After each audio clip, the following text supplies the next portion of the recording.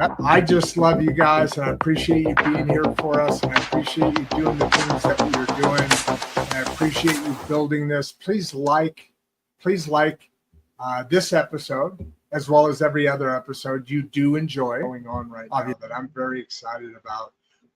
And I see Doge, and I see the realignment of the educational system coming together for a real unique opportunity that we haven't had in a long time. And that's exciting more and more each day. It all comes back to coming back to yourself, taking your, you have three brains, right? You have the brain of the head, you have the brain of the heart, you have the brain of the gut, gut instinct, right? I would love to really be able to get into some comfortable situations where we can start feeding back into the community that we haven't had in a long time. If we take the right approach, we have the ability to really dramatically affect not only the children growth, we could start turning revenues and rolling them into, for instance, here in this small town, seeing what kind of effects we have. We have coming up very shortly, as much as we should. And I think this is probably the strongest because it has emotion as well. And then those two signal to the brain to send out the chemicals that do the work that needs to be done according to whatever I have already talked a little bit about it with Emma on Emma Lynn and Grandpa Rodd.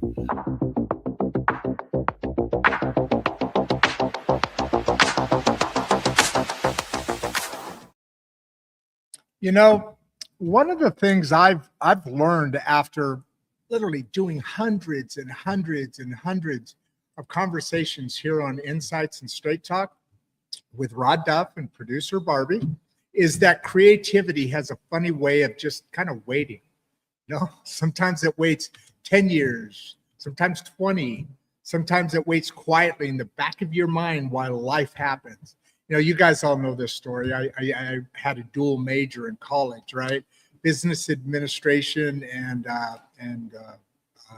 finance, and then theater. not exactly complimentary, but it is and it has been the way my body, mind, and soul operates. And finally, I've gotten back to that. But careers happen. I went down a career path. Families happen, right? Responsibilities pile up. And that idea you once had kind of waits for the moment when the world slows down enough for you to finally hear it again.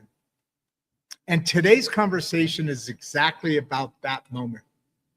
Because our guest today, Beth Pellino-Dudzic, is someone who carried a story with her for many, many years before it finally came into life in the form of a full book series. And actually that full book series, as Beth and I were just talking back in the green room, don't touch those peanuts, Beth. But that book series is actually moving farther than I'll even describe it here today, the Perfection Saga. Now, what makes Beth's story interesting isn't just that she's an author. It's where the inspiration came from. Beth grew up just outside of New York City during one of the most electric periods. And I think most of us remember this timing, the most electric periods in American music culture. The club scene, I remember.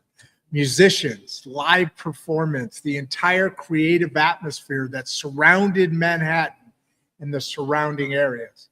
The world of music and storytelling left an imprint on her imagination very early on. But like most people, life didn't move in a straight line. We talk about it here all the time, right? She built a corporate career, including time working at IBM. She's raised 3 daughters. She lived in Honolulu, Hawaii.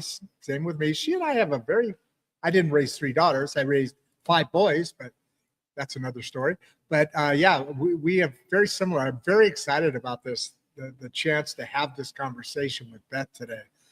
So as life moved forward, the way life tends to move forward, but sometimes somewhere in the background, that story kept forming, just kept forming. Characters, backstories, music, relationships. And eventually those pieces came together in what is now a 6-book, no wait, it's going to end up being an 8-book rock and roll romance series centered around a fictional band called Perfection. The first 2 books, Playing Hard and Playing High, are already out. And actually several more are, and we'll get into all those topics in the next, you tell me how long we're going to chat. The next book, Playing Rough, is also out and continues the story as the series grows. And what makes this series particularly interesting is that Beth blends music directly into the storytelling. Follow me here, including original lyrics and curated playlists that accompany each of the novels. It's pretty cool. So the reader isn't just reading a romance story, which is in itself awesome. They're stepping into an entire creative universe where music and the narrative intersect. And that opens up some really, really interesting conversations. Because today we're not just talking about writing. We're talking about, where creative ideas kind of come from, the courage it takes to finally bring them to life, how life experiences shape the stories we tell, and why sometimes the best ideas are the ones that had to wait the longest, kind of marinated. We'll also talk about self-publishing, the modern book world, music culture today, relationships, and the fascinating way personal experiences sometimes sneak into fictional stories. So if you're someone who loves books, if you're someone who's ever thought about writing, or if you've ever had an idea that's been sitting quietly in the back of your mind, waiting for the right moment, you know what? This conversation is going to sound very, very familiar. So what do you say? Let's dive in. Joining us today on Insights and Straight Talk with Rodd Duff and producer Barbie is the author of the Perfection series, Beth. Welcome to our show. Well, thank you. Can I just say we have so many similar things? I went to school for business administration, and I wanted to go for acting, and my parents said, absolutely not. You're gonna go to school where you can actually get a job. So I did that. I have a business administration degree. Mine was very, very, very close. I used to be in theater. I literally was on stage. I sang. I was in Fiddler on the Roof. This was all during college. But in college, I met the mother of my boys, and so she helped me make the decision to do the career that was safe. Looking back, we'll see. Yeah, I mean, it was my first job was you couldn't get any more straighter than this, and I still had one foot in the music world, and my first job was back in the day there was the Big 8 accounting firms, and that was my first job, and I had a great mentor, so I rose through the ranks, but I still had one foot in the music world. And you do come to a point where you're like, okay, well, if I want to move out of my parents' house, which we did back in the day at like 18, couldn't get out of the door fast enough. Not so much. I have 3 daughters to testify that doesn't happen anymore. It's not the so trend. You have to take that straight route. And I had a few music friends who said, you sold out. And that's what they used to tell you. You sold out. And so, I did, because I was earning great money. Why wouldn't I sell out? Right. So, yeah. Yeah. I mean, it, it's funny because I've wrestled with that later in life. I mean, I'm 63 now. I'm basically retired. I built a machinery business over 30 years. We're up to 12 million in revenues per year. And I hated it. I didn't hate it, but as it was trapping me. Producer Barbie, who you'll hear about regularly on the show, and you'll see her in the exit video, but she tells me that I built the machinery business out of ego. I'm building this out of love. I wrote a book and I sent it to agents, and they were like, man, dude, I've written thousands and thousands of poems, 3 books. They said, we love your writing. That you're there, but you need a platform. So producer Barbie and I looked at each other and said, well, you kind of did sort of that during the machinery business, which was really my favorite part of it, sales and marketing. I didn't like doing the engineering and the trucks going out and all that stuff. It was, but it wasn't. So anyway, at the end of the day, we said, okay, let's do a podcast. And this thing is taken off. And I haven't even got back to the book is ready to go back to agents, but there's a lot of work to do, as you know. And so I haven't gotten back to it. And now I'm just doing the show. So I'm glad I'm here. And if I would have started doing this back then, would I have been mature enough to not screw it all up?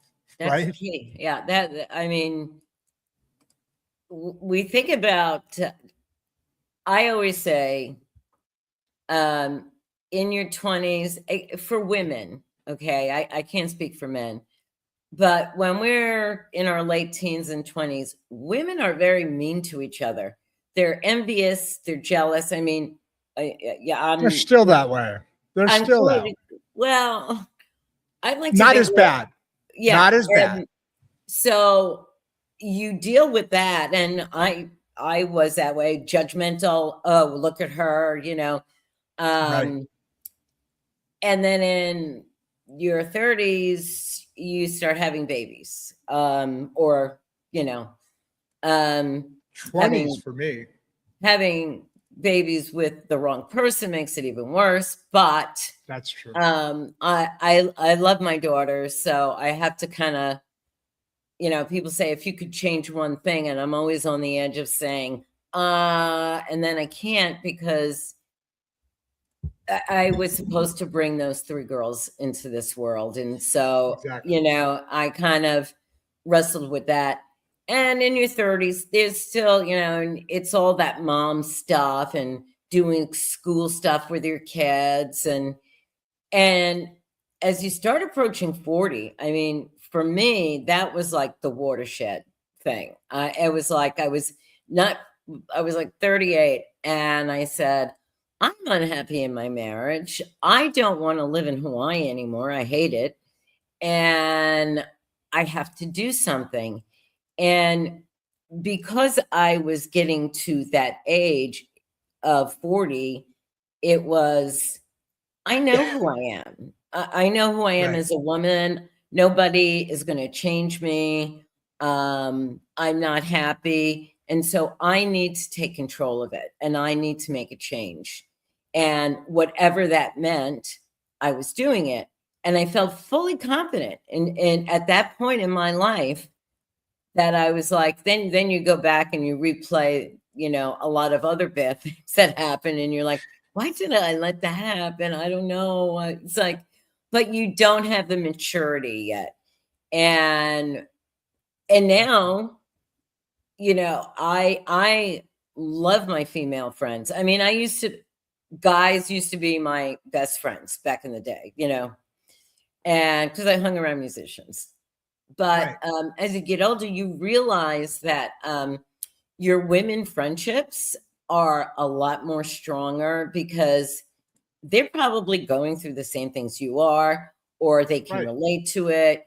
And so you have wine parties, and everybody starts talking about, oh, what my husband did, or oh, this, oh, that. And it's nice. It's nice to get to that point. But going all the way back to how I got started in hanging around the music business, I will first start off by saying I was a product of teenage parents, and I grew because my parents listened to music all the time, and my father. Hold on, let me hold you off here. We've only been on here like 15 minutes. We already have almost 500 people on the show. Oh, okay. That's awesome. That's awesome. They obviously music is a very well loved thing. So I think we're gonna have a lot of fun in this conversation. Good. Well, your parents were young. They listen to music all the time, and you were all the time. My father, and he gave it to she's my aunt, but technically she's my older sister because there is only a few years. So my father had this collection. That's true. That's true. I mean, you guys all grew up together. Yeah. Your father had a connection. He had a collection of 45s, from 50s doo-wop music. Yeah. And that would have been worth so much money. And I don't know what she did with them, but I remember as a little kid looking at the center picture of the record and saying, oh, play this one, oh, play this one. And when I was much younger, we used to drive to see my grandparents in Long Island. One set lived there. Actually, most of the family on both sides all moved to Long Island. And my mother hated it because it was flat. So that's why we moved to Westchester. And we would drive. Westchester's nice, right? That's a nice area, isn't it? It's beautiful. I mean, yeah, it's pretty. One side you have the Hudson, and the other side you have the Long Island Sound. And I grew up there. It's also extremely expensive to live there. It is, it's like we called Fairfield County of Connecticut like Greenwich and Stamford. It's part of Westchester. Let's not kid each other. That's where the money is. That's where, people who you see on TV, on news, they live in Westchester or they live in Connecticut because it's from where I used to live, it was like 30 minutes and you're in Midtown Manhattan. So if there's traffic, not so easy, not so much, but true. It was, it was great to have New York City as your playground, especially when I was a young teenager and we would go down to the Metropolitan Museum of Art, or if there was something special, believe it or not, I did do some very, eclectic kind of things like, let's go to the Museum of Art. And then when I got older and cut school, which I wasn't supposed to, but did, we did a whole bunch of things like hanging out in Central Park. And we used to go to concerts all the time because you're in New York City. So if there was a concert you could go to every week, basically, if you liked the band. I mean, I saw David Bowie 5 times, Jethro Tull probably 5 times, the original Who with Keith Moon, which I have a story about that too. The Rolling. Wait, there. Hold on. Then stay with the Who because that's a great story. It's got to be. And then we're going to the Rolling Stones and the others that you saw because the first 2 bands that you nailed out there, I'm like, oh my God, I love those guys. So go ahead. Yeah. Well, so going back to, I was a little bit older and I have a friend who also has a great story. I don't know how she met this guy, but he was a promotional manager for, at that time, a big record label. And he would call up and say, hey, I got backstage passes waiting for you. Just come to the Academy of Music, or, was it Madison Square Garden? So we would go. Right. Sometimes it wasn't bands we were interested in, but it was just the idea of like, oh, okay, we go backstage, we, put the little pass on, and you hang out with people. So this gentleman, and we got very friendly with him. He was having a party, and the party was out Long Island in a hotel room. There were like 2 hotel rooms. And I don't know if I'm allowed to say this, but there was a lot of white substance there. And there's cocaine out. I get no, that. yeah, lots of cocaine. Okay, lots of cocaine. Plus other stuff. So this is in the 80s, right? This had to be in the early beginning 80s, yeah. Late-ish. Yeah. That was so I started noticing, and I said, I almost said his name. I don't know if he's still alive, but I said to him, who's coming to this party? And it was DJs from the local area, whether it was from Long Island or New York. And so they it was were like big then. Now they're even bigger. They were really big. Then it went down to the rave scene kind of built that back up to where it is now. Go ahead. I mean, New York doesn't even have a rock station anymore. I mean, that's how bad it is. They don't. And they used to have like 5. They used to have like 5. So we're at this party, and there's like all these DJs, and I pulled her aside and I said, have you noticed something different about this party? And she's like, what? I said, we are the only 2 females here. And I said, I think our friend, who had another friend with him, have an idea that something's going to happen. And she's like, oh, you think so? I said, hell yes, I think so. I said, I think we need to start making our way out, because people were funneling in, funneling out, but now there was a lot of people funneling out. And I said to her, we have to go. We need to go. And it finally, got into her head. And I said, unless you want to be put in a situation where I know you're not going to be accommodating, and I'm not, we have to go. And as we were leaving, Keith Moon comes in, and he's wearing his boxers, and he's drunk as anything. And I looked at it, but I looked at it as our cue, right? It's like Keith Moon's walking through the door. We're leaving. We're going. And I said bye to, our friend, and said, okay, bye, we're going. Keith Moon, come on in. And we left, because that was the perfect segue to get us the hell out of there.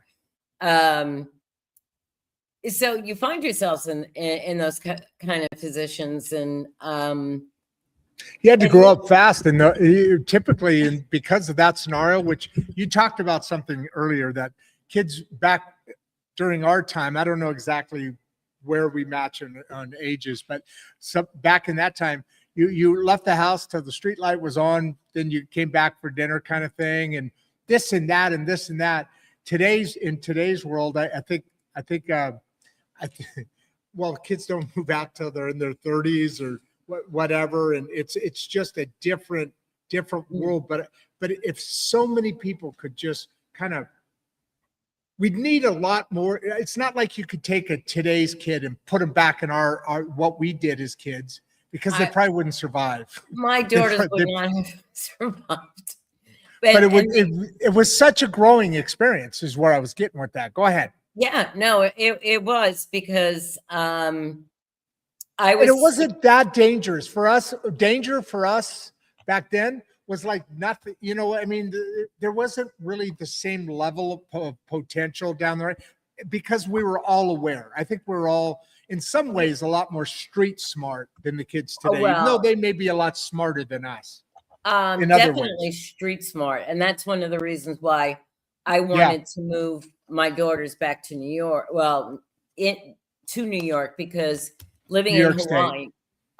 Hawaii is a very closed kind of thing. And so I did not want them to grow up with that mindset, especially, they would come to New York on vacation. So it's not like they didn't have that kind of background.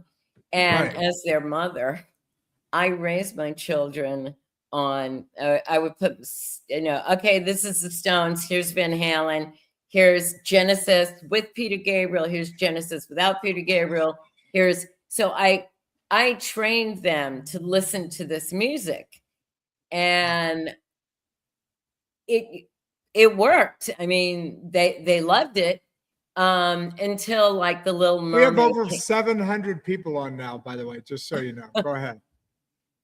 Crazy. Until Little Mermaid came out with a CD, and then I would I actually like that. I know it was good. I would put that in, but then the Backstreet Boys and the Spice Girls happened, and once that happened, it would be, I would put my music on, purposely, like trying to say, please don't let me listen to either the Backstreet Boys or the Spice Girls again. And in total fairness, I did not mind either one of those bands. I appreciated them for what they were. But yeah, except I'll interject that even today, people, maybe a little bit of Backstreet Boys here and there for nostalgia. The other ones, maybe you talk about them or whatever. But you know what? A lot of people, all those bands you played, Genesis, on and on and on and on and on and on and on. The kids today love it. That was the best music ever. Yeah. Ever in the history, before, after, since.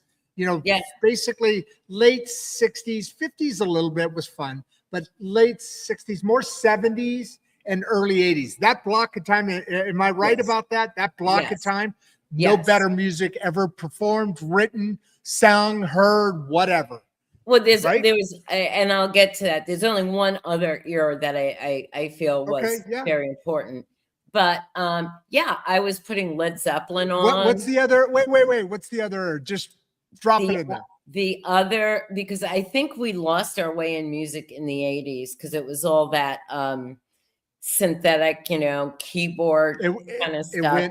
Yeah. Boy George, which is kind of cute, cool. I like Boy George actually, but it did change. Yeah. You're right. You're absolutely right. But it wasn't, if you were like, I was always a progressive music listener. I wasn't into Boston or any of those bands. It was like, okay, it's too cheesy. It's okay. It's okay. I'm sorry. And you know what? You know what the worst part about when you say Boston? If anybody ever went to listen to them, they actually sucked. They were all fake. Yeah, it was all sound adjusted. Boston. But I did like their first album that came out. I got to admit it. The reason I disliked them was when I was, in the club scene, the bands go off stage, and then there's a break, and it was always, and to this day, cannot listen to Boston, cannot listen to Freebird. If any of those songs come on, I'm like, you're killing me. Turn it off, because they played it like 15 times while you were there. A minute. And I was like, I cannot do it anymore. I cannot. I agree with that. I agree. But the ridiculous. Other, I think, really big, and the reason why like bands like Boy George and all that in the 80s was that we had MTV, and MTV made bands that I think should never have been made popular, but they were, because everybody's watching it. You just turn your TV on and let MTV stay on. But you're right. MTV did change the musical industry. Absolutely. It made it what it is today, from the level that the music was maybe better before MTV, but you're right. MTV changed it for Right. everybody. And there was a lot of crappy bands, but if they got on the rotation, everybody Because it was was like, visual, it was the video that was really tight, right? And as a matter of fact, this morning, sometimes I because I listen to my Perfection Saga song list while I'm cleaning my Got a house. lot of questions coming up, by the way. Okay. And sometimes if I do the smart shuffle, they'll throw in a song that they think I like. And I was cleaning up, and all of a sudden, White Snake, Here I Go Again, with, remember, Tawny Katane all over the car. That was an MTV White moment. Snake. That's the big hair era. Yes. That's that Green Peanuts. Yeah. That I joked about in the green Yeah. room. That was Barbie's. That was Barbie. Big hair. She just that music. Wow, wow, wow, wow. Big hair. That White Snake. Oh my I had God. big hair, but I wasn't into big hair bands. Like my husband. That's what I mean. The big hair bands. She was totally into the big hair bands. And my husband's a little younger than me, and there'll be a song that comes on, and he'll say, "Cradle robber, you." Oh, I know. Look, he came after me. I didn't come after him. I was okay with being a single mom. Well, I don't blame you going out. If a younger man's coming after you, bring it on. Yeah. So go ahead with your story. Sorry. So a song will come on the radio, and he'll like blast, and he goes, "Oh," and I'm like, "Who is this?" And he's like, "It's Rat. It's this." And I said, "What? I don't know these bands." And he goes, "I can't believe you don't know these bands." And I said, "I was not into the big hair bands." I said, "I was into listening to Genesis, right? The Lamb Lies Down on Broadway." I love Genesis. Yeah. And both, but early Genesis is, Selling England by the Pound, and all those early albums were just, and I used to play them for my kids. But we were going someplace, and I lost track of where we were going. You were talking about your husband's younger than you, and some music then came up. Big hair bands, did not like them. I was listening to, I was a snob. I was listening to progressive rock. But there was one era that I have to admit I am a big fan of, and I can sing this genre of music very well, is the grunge scene. And I remember that. and I do have quite a bit of grunge music on my playlist. And then you start thinking of Kurt Cobain killed himself, and Chris Cornell killed himself, and Lane Stanley from Alice in Chains. And then Chris Cornell wrote a song about when they were all in the Seattle club scene. A friend of his died, and he wrote. That's where grunge came out of, right? Isn't that where grunge came out of? Was Seattle, right? That's where I was born. Yeah. I don't know. I might end up in the Pacific Northwest. I have two children who, well, they're not children. They're young women. And so they're living in Portland, Oregon. And I keep saying, I'm going there. Portland is weird. I was going to say, it's radical. It's weird. And that part's cool. But then there's the other part that is just disgusting and putrid. Yes. And so weird and that is cool, except that in today's society, back then, weird was cool. And it was all right because you were just weird. That's all. Right. Now it's like Portland is like, you owe me. Like, this country is horrible. I hate you. I'm going to go shit on the street and live on the street. I don't go for that. And it's just weird. It's just I'm not. And it's even worse than San Francisco, to be honest. Yes, I will never go to San Francisco again. I went. That's a horrible place. It used to be awesome. Now it's horrible. Yeah, it did. I used to go there quite often. And all of those people are ruining it because they allow the government. They bring those people in that just screw it all up. Yes, and here's the funny thing. Like, I have a daughter who's extremely conservative, Wonder why. In Portland? Well, she lived with Not in me. Portland. She's in Portland now. She lives there now? Yeah. Oh, And she'll poor call me girl. up and she'll say, In oh my tears? God, Antifa's like, a few blocks away. And I was listening to the news and Antifa's coming back. And I said, you stay the hell away from that stuff. And she goes, do you think I want to be there? She said, I'm concerned that they want to defund the police. And, and I said, yeah, no, that's not okay. And it's not going to happen anymore. That was a moment. No, I don't think so. And I think people have gotten smart enough to say, really, defund the police? What? Who are you going to go? What are you going to do? Go ask a crack addict for help? Well, I mean, that makes no freaking sense. Right. A crack addict actually took my daughter's car, and I don't know how he got into it, and he totaled it. And my daughter didn't know. And the police got in touch with my older daughter, who has been living there for a while. And she said, you need to go look outside the window. Some crack addict got into your car. And she's like, what the, blank. But it's funny. My oldest daughter was all, I'll use the term woke. And I was like, oh, so you have opposites there. Is that the youngest and what's the center one? Just she's the middle one. She's the middle one. She's the middle right. one. What? Oh, the woke one is the middle one? No, she's very conservative. Oh, okay. So you got the woke one is the oldest. The right. Conservative is the middle. And what's the youngest?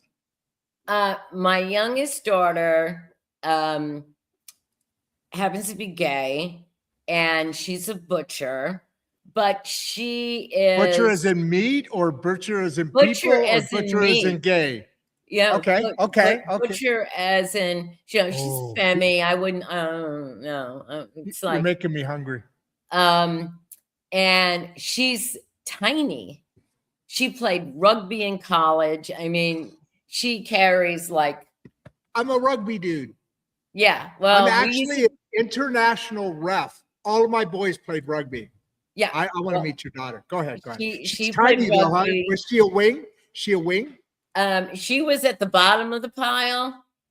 I forget what it was called. And she was this tiny thing, and there were some rugby games that she was like flailing, hitting, this huge girl, and she's like, "Get off of me!" Awesome. And we used to go to all the rugby tournaments. Like there was one in Newport, there was one in DC. And it was fun because the parents of we had our own little thing that we would do. That's a partying group of athletes, I'll tell you. Yes. And so my daughter went to school for communications, and I said to her, how better you're in New York, you could get a job. No, you communications. And she tells me a month after she was going to go to Bali, which she did, to teach English.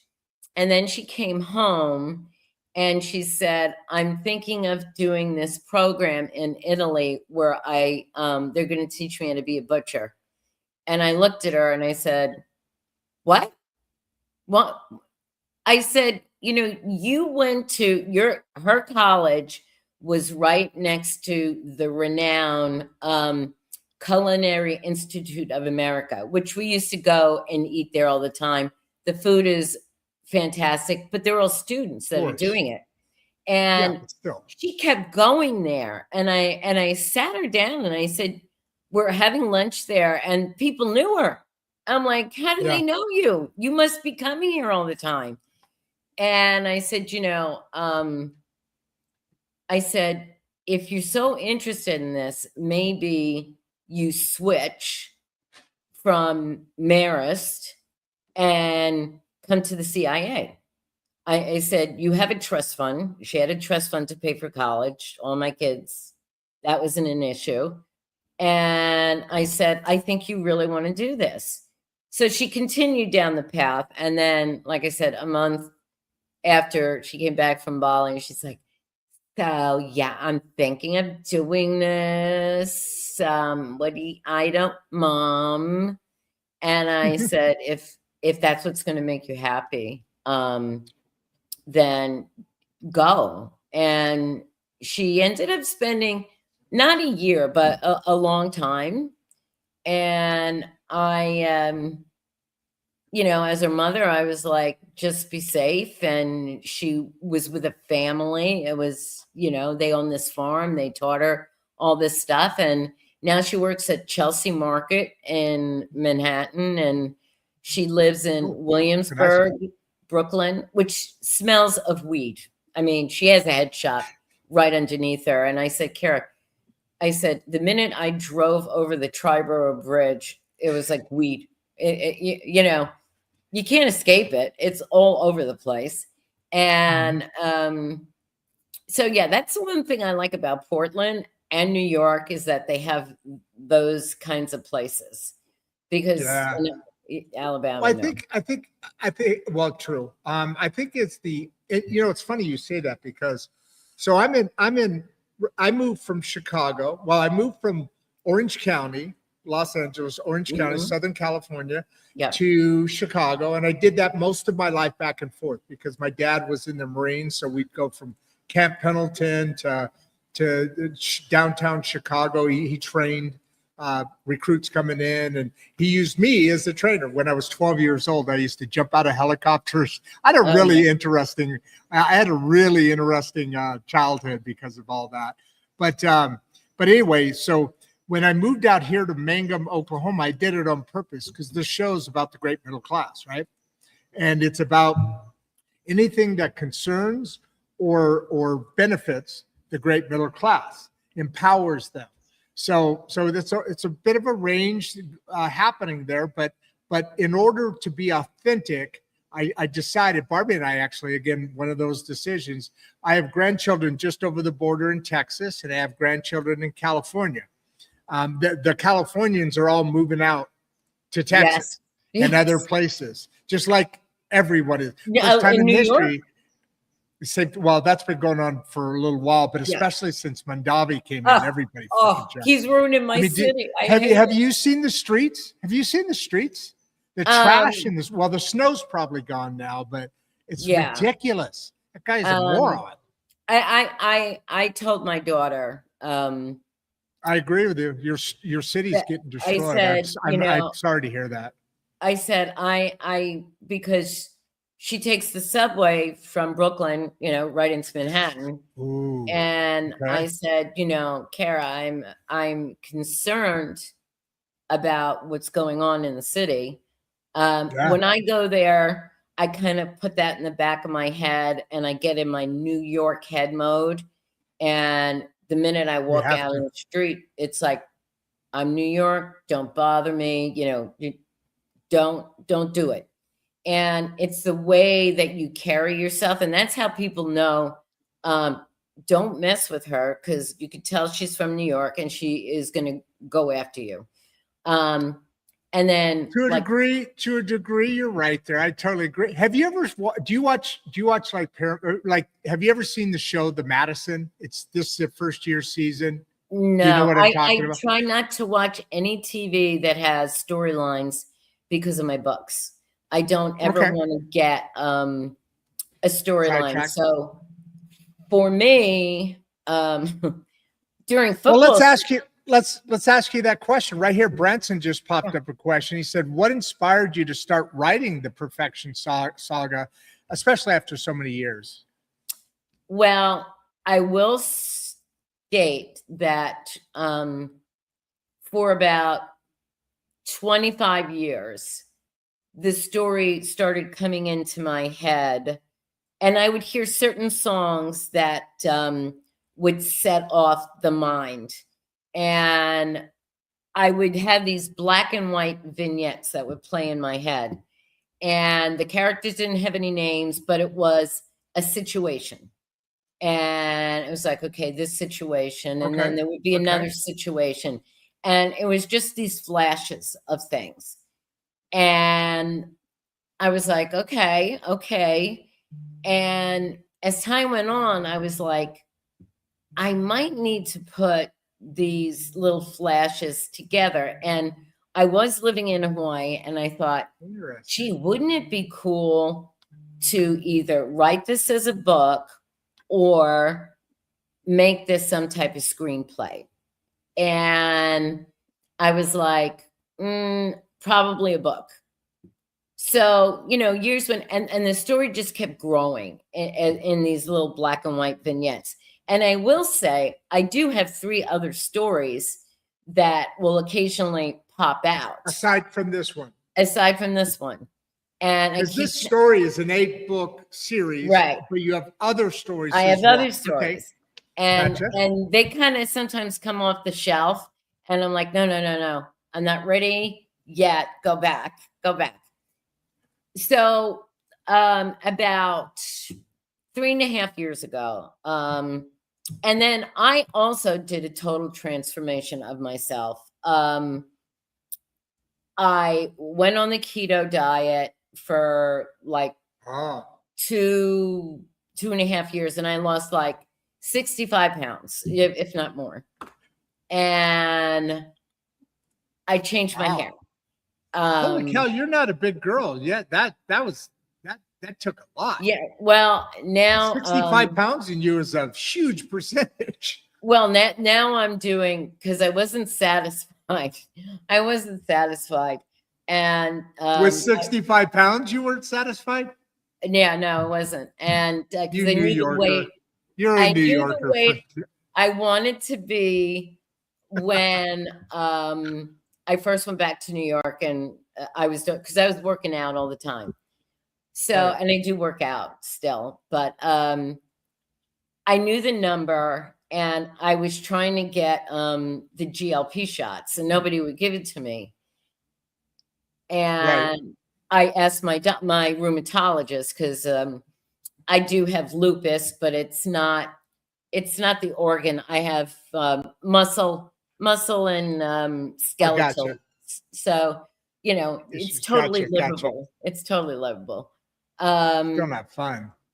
And It's not fun. It's still not fun though, right?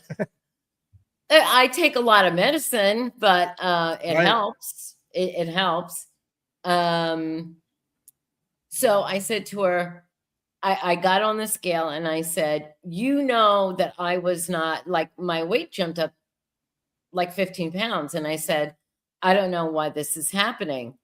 And she told me of a place to go to. And she said, they'll probably give you the GLP shots. And I went there and they did. And I got on the scale this morning and I'm like, now my goal weight, I am now on the other side of it. And I'm like, okay, then I want to, I want to go another 3 pounds. And it sounds so trivial. I mean, I had to go Yeah, through I my agree. clothes and throw out clothes. And if you saw the 3 jeans that I'm wearing, pounds what's that? for 3 pounds? Yeah. I'm doing that. But All I right, will tell me about probably, the jeans. What about the jeans you were going to say before I cut you off? oh, I only seen the jeans. the jeans used to fit. Now they're like very loose on me. And I'm kind of happy because I don't mind wearing loose clothes, and It's I good, do good wear, feeling. tight fitting clothes, but True. yeah, so Well, you have the body for it, so you can, right? well, thank you. Yes. But I changed my hair, and From what? What was it before? it was short. And sometimes I was red, sometimes I was blonde. And Gotcha. I just said, I'm growing my hair, and I'll put in a couple extensions. And so now my daughters see me and they know about the books, and they're like, what happened to our mother? And I said, I'm still your mother. I said, but I said, I am living my life for me now. I said, you guys are always my top priority. And I want my books to be successful, and the more successful they are, the better it is for you, so that I can leave you a legacy, because I know Yeah. their father well, but I want to be able to say, I could do all this for my daughters. And I'm a GG. I do have an almost 3-year-old granddaughter who I miss Oh, terribly, okay. because she's in Portland. And so that woke daughter, once she had that baby, it was amazing how things that she thought before now are, well, if somebody thinks they're gonna do, and I'm like, yeah, Yeah. it's funny Having a how it child changed. usually changes people. It doesn't always. It doesn't No. always. You see some of the crazy ass folks out there, but Oh, well, in it Portland does. you do. You Yeah. see the Hey, craziest. but yeah, you see lots of crazy ass people, and it's so disgusting what they actually argue about. When we were growing, or before, I guess slightly, at least for me, the '60s, there was a lot of the Vietnam War was going on. There was stuff, but people were actually believing in what it was they were fighting against, right or wrong. What Right. Haight Ashbury. Some Oh things gosh, got a little yes. crazy. Yeah. Got a little crazy, but at least then you knew they were either right or wrong, but they were doing what they believed in. Now it's almost like it's paid protesters. Well, it It's is. this bizarre It is. thing. It's George Soros who's paying these people. Now I see Yep. this question: how much of the story Yeah. is What based on the real life that's what I experience? wanted to get to. So yeah, you're real life. Sounds like some of it is, some of it isn't. I mean, It part of it is is definitely there. I have all the way. woven me. I love that. I have woven me in the female lead. Now, when people say, "Is it you?" It's like, well, no, because when I was 20 years old, I did not fall in love with the lead singer and lead guitar player in a band from Canada. Yeah. That did not happen, unfortunately for me. It would have been nice. And Absolutely. she comes from and this is where, I kind of weave myself in. She comes from a very wealthy Italian American family. Now, I'm Italian American, obviously. Love Italian. Yeah. And she lives on this compound in Manhasset, Long Island, which is a wealthy place. And her father is, think of Donald Trump when he was in New York. He did real estate Right. and built buildings. Her father does that, but her father also has another part to him that I grew up with, which is, you do not talk about this. It is, her father has other businesses, and he's like the top dog. So they're wealthy from that also.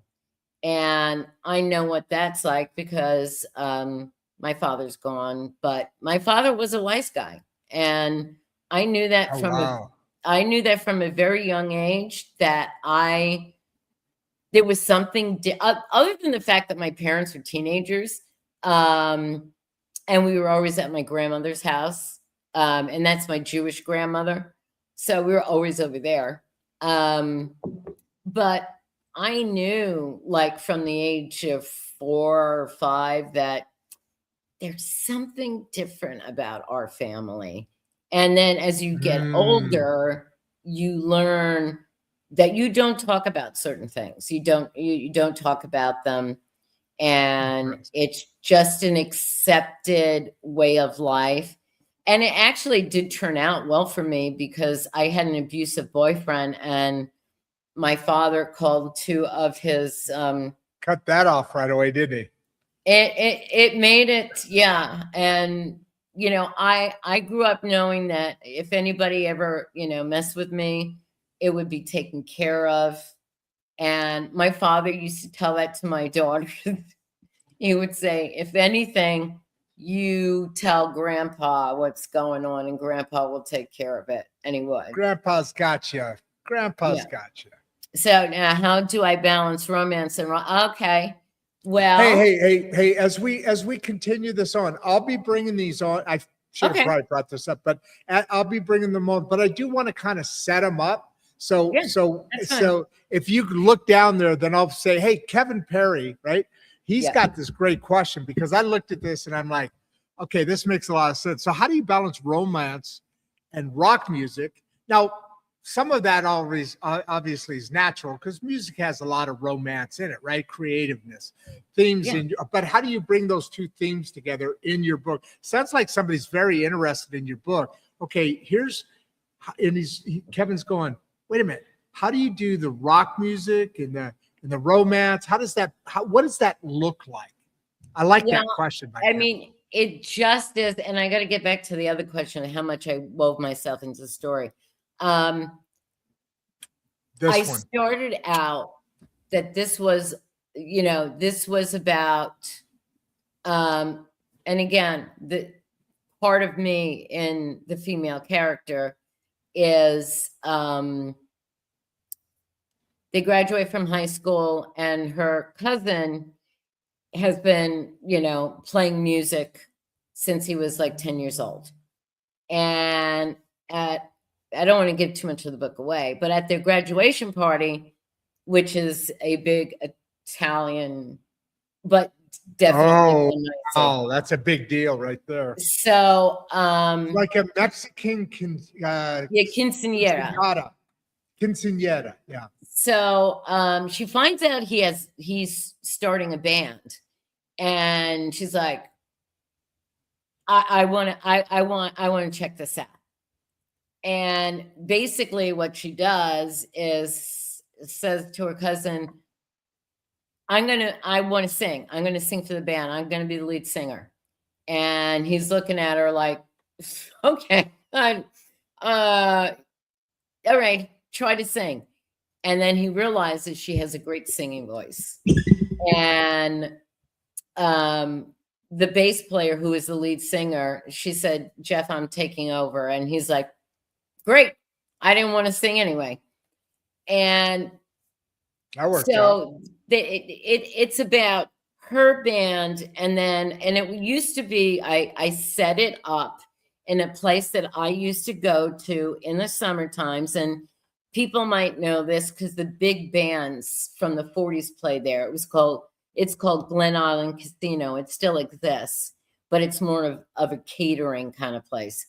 But on Tuesday nights in the summer, from the mid-70s to the 80s, Tuesday night, that was a place to be because there were 3 bands there. And so I took that, and that was my favorite time because, and I haven't gotten into how I got into meeting all these musicians, but the group that was my friend, and they were the #1 ticket, and then don't worry, the audience has got you covered because we've got probably 20 questions left, and several of them are about that right there. So go ahead, they're flowing with you, trust me. So it meshes because she doesn't just started going an hour. We've been going over an hour now. That just went by like that. At least to me it did. Go ahead. To me, it did. I mean, I'm talking, so listen. So it becomes a love story because she, her cousin and hers band, the guys are bringing home the bar checks and whatever. And she's like, when are you going to stop, bringing home those sluts and find somebody nice? And he says to her, well, what about you? And she said, I haven't found anybody remotely. She said, I don't want to have, just casual, even though she says that I have. But she said, I'm looking for a meaningful relationship. I'm not looking for that. And they're at Glen Island Casino, and they went to see her friends, which is loosely based on my friend's band, and the two characters that I refer to are no longer here, unfortunately. And they met my daughters, and it was like this long friendship, and for them to meet my daughters was like an unbelievable thing. So so she's sitting there and she says to the guys because they want their band to play there. And she's like, who's on the second stage? And the way Glen Island was, it was one band, two bands, and there was a less than band that played downstairs. So they're trying to get in there. And she's sitting and she said, so who's the second band? And they said, I don't know. It's a band from Canada. And they're like, Canada? And they overstepped us. And the minute she sees the lead singer and guitarist, she falls madly in love just by looking at him. Mm-hmm. And she's like, oh my God, that's him. So from that first night, she's hooked, and he's hooked into her. But he has his reasons why, and they're not nefarious. He needs her. He needs her. And it's about them. And then, he has to navigate her family, which, her father's like, I want to see the guy. I want to see the guy that you're bringing home, because she lives in the carriage house. It's a little house on her parents' estate. And she brings this guy home, and her father has cameras all over the place. And he's like, who is this guy? And it is about their love story. And the backdrop is the music. They do go hand in hand to me 100%, because when we think back, if you hear a song, does it remind you of a breakup, or does it remind you of, oh my God, I remember when I was with so-and-so and that song would come on and it brings you back to like either a very romantic moment or something like, oh God, but it still elicits that memory. And sometimes, like 100%. For me, it doesn't even elicit the memory. It's like the smell, the place where you were. And that's what music does. So because of my love for music. Can I just interject real quick? We've been talking about different bands that we like and all that. And I've had this discussion with people lately because we've talked a lot about music. Do you know who Rob Thomas is? Yes. Matchbox 20? Matchbox 20, yeah. Yep. So that dude right there, I went through a period of time, and producer Barbie knows, actually everybody on the show knows about it. Mental problem, stuff happened. And during that time, not only to the point of what you're saying, but even at points of time, music can actually feel like, are you fucking singing right to me right now? You're telling my story right here. And I actually wrote a poem about walking sideways. And it's I mean, there are songs that do that and artists that do that. And when that connection hits, there's nothing besides God. There's nothing more powerful on this earth than that to me. Yeah, it's and so. Well, maybe there's a couple of things. Well, there's some fun out there. Relationships. So right there, you go. You're on the same page. No, some. Let's just say. Very few. I would say that I'm the person. I always feel I have an old soul, and I keep getting sent back here because I keep making the same freaking mistake, but with bad relationships. So I'm waiting for the really good one to come, which I think will come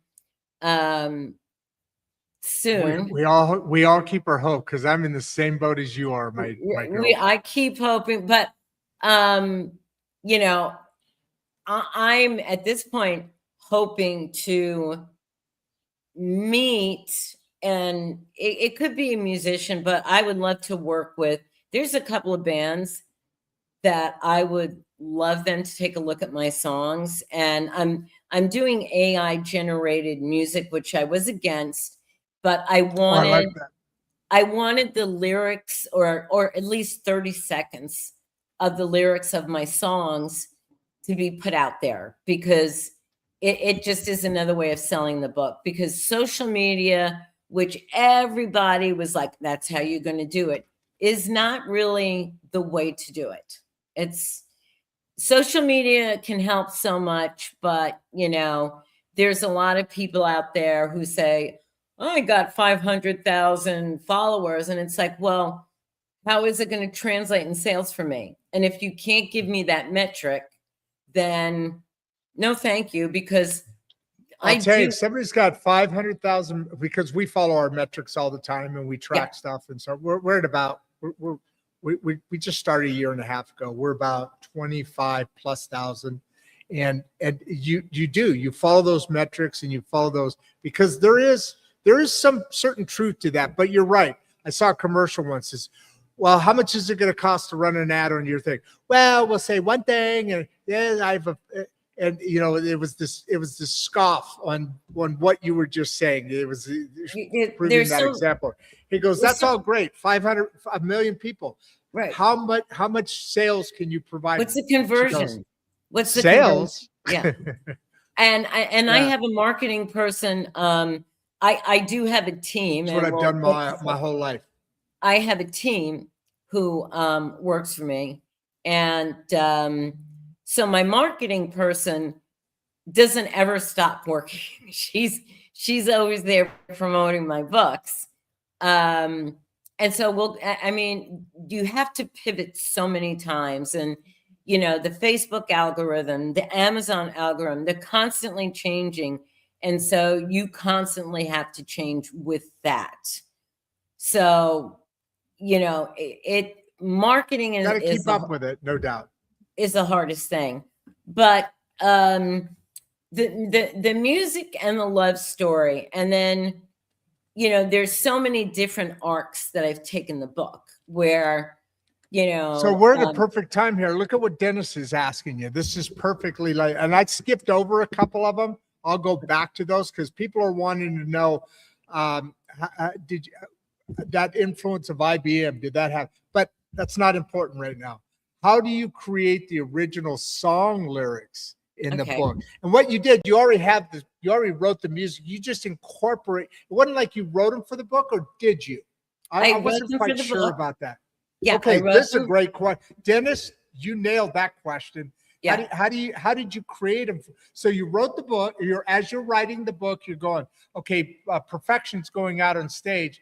And then you got into a creative process. Yes. Right. And so I try to do 4 or 5 in each book, because yes, the female character, when she opens up shows, does covers. And that's why I have playlists, because when they go to when they're touring, they go to a different place. She opens with another cover. She opens with another cover, but they have to have, if they're a legit band, knowing this, they have to have their own music.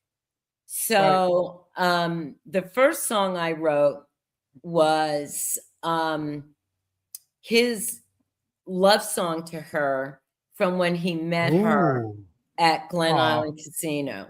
And he gave it to her on this really fancy paper. And he said, if we ever get a record deal, this is the first song I want us to record. And it is the first song. And so that is their love song throughout, the 20 some odd years that I extended.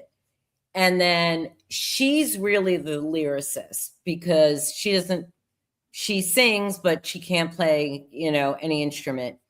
So once the band starts getting steam, like her cousin is like, we need lyrics from you. We need lyrics from you. And so she not all the songs, because I have a couple of dirty songs, because it's okay to do dirty songs now. But they usually refer to something that's happened in their life. And there's one song, and I put it up on Facebook, and it's just a snippet. It's called "The Girl Behind the Song," and she writes it. She writes it because she goes from, they go on their first concert tour, and they did have music out, and so when they come back, they are popular. And her parents bought them a little Hollywood Hills bungalow that is now inundated with paparazzi and stuff. And so she writes, the girl, like, what do you want to know about me? Like, you know, I'm giving you everything on stage. Why do you want to know more? So, and I'm going to answer another question. So some of the things that Gina feels is exactly the way I would feel. And I'm in a very weird dynamic with Gina and I, because she's me and I'm her. So when I sit and write her, I'm totally immersed into that world. Like, Trevor is the love of my life, and I've got this and I've got this, and I totally zone in, and I am immersed in that world. It's like that's my real world while I'm writing it. And so I have put in things in her personality. There are things that were said to me that are in there. I have 2 friends who said I could use their name, and I did. And through the books, there are things that are me that are and actually there's one whole chapter of something that happened in my life, and I made it a chapter in the book, because it was like, nobody's going to believe that this really happened to me, but it did. You know, so let me ask you, so since you're saying that, let me ask you this.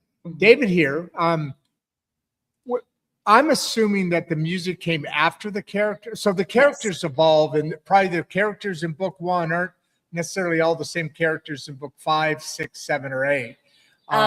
Was there maybe added, or is story just evolved? But what came first, the concept for the characters or the concept for the music? That's the music an interesting question. The music came after, but as I was writing, because I knew that if they were going to be a true band on a record label, they needed to write.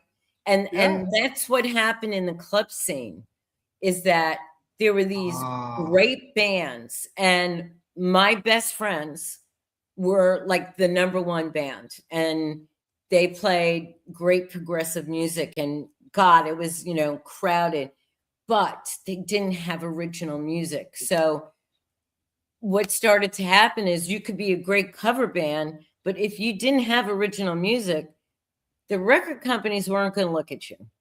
Yeah, if you had 2 songs, okay, that were original, maybe you would get somebody to look at you and say, okay, let's bring you into the studio.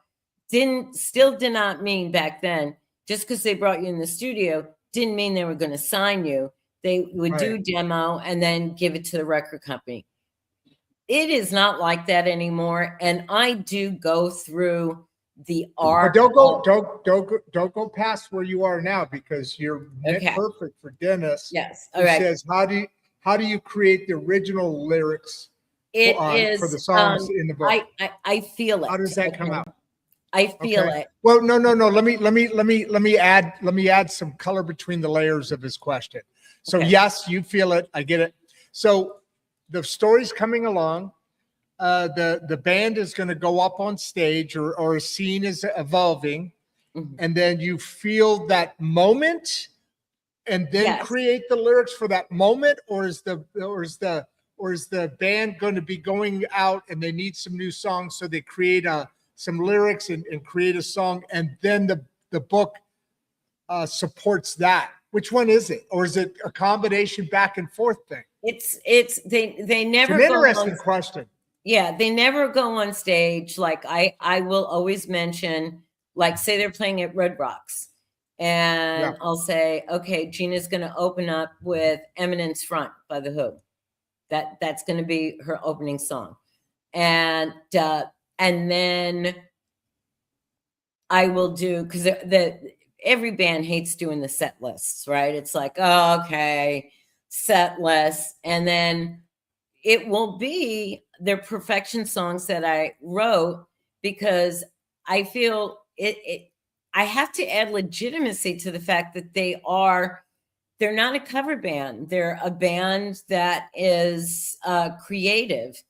So the songs flow. I mean, there are some times when I'll think of lyrics in the middle of the night, and I get up and I have all these little journal books and I write it down. And as a matter of fact, for book 6, I have 2 songs halfway done.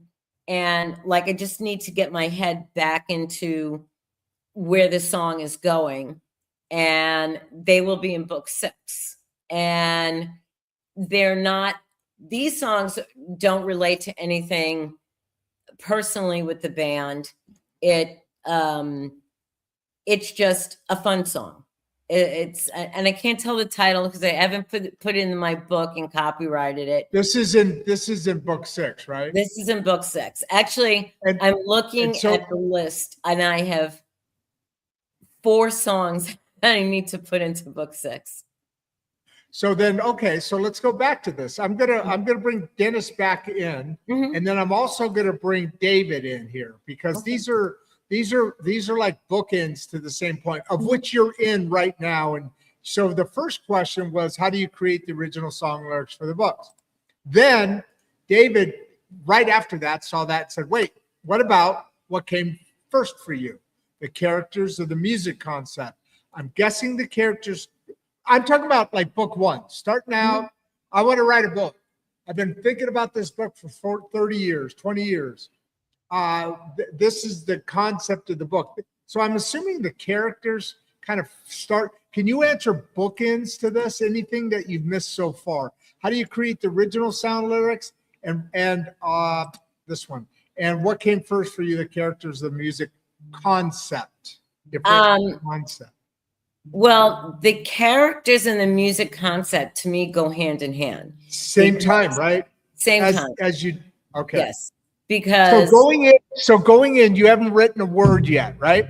So Beth, you're going in and you're going, okay, I've been thinking about this thing my whole life. I went through IBM. We still got to go climb back up the ways and touch that one for a second. But it's all these others are just so perfectly aligned. So at that point, how does that go then forward? Because I give a short. There's maybe about 40 pages in book 1 where I'm basically describing the family. I'm telling you that they're raised in a Catholic, very Catholic family, which, they both kind of rebelling against. They're also growing up extremely wealthy, and their fathers are very top-notch wise guys. So they have all of that. And is there a wise guy ever in history that was allowed not to be a Catholic? Oh, I'm sure there is the Jewish mafia. There is the Jewish mafia. Well, that's different. And then there's the Irish mafia. But I'm talking about, you said made guy. That's Italian, period. Yeah. There is nothing. Yeah. If you're made, you're the top. Yeah. In the and army. Yeah. And you have to go to church every Sunday and all that kind of stuff. I mean, that was the whole thing. They're tied together. Right. Because you wanted to get absolution for all the bad things that you did. That's right. Yeah. But so I spent, because I needed to do the backdrop, like explain the house, explain their family dynamic, and Gina wanted to go to Miami University and Rio wanted to do something else. And their parents basically say, Gina, you're going to go to FIT, which is the Fasten Institute of Technology, because her mother is an interior designer hooked into her husband's business. And Rio is going to NYU to study music. And they both hate their situations. And all they want to do is practice their music, because they practice music whenever they can.